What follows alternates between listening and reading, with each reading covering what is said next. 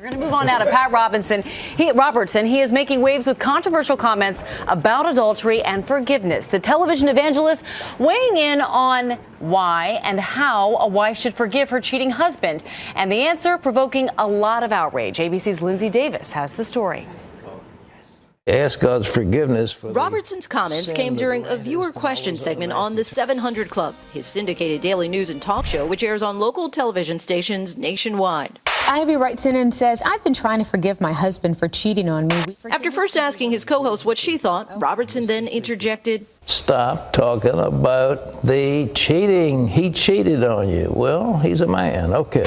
Instead, he suggested the viewer should try to focus on why she married her husband in the first place, advising she try to fall in love with him again. Does he provide a home for you to live in?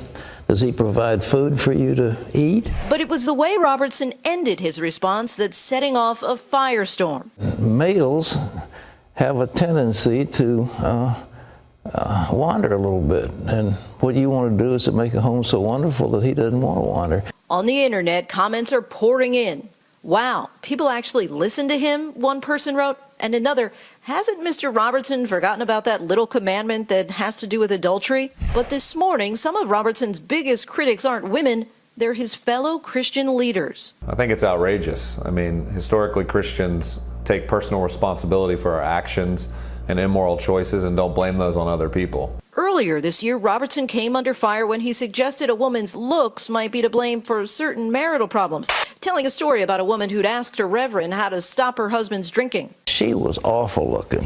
And the preacher looked at her and said, Madam, if I was married to you, I'd start to drink too. Oh, my. All right.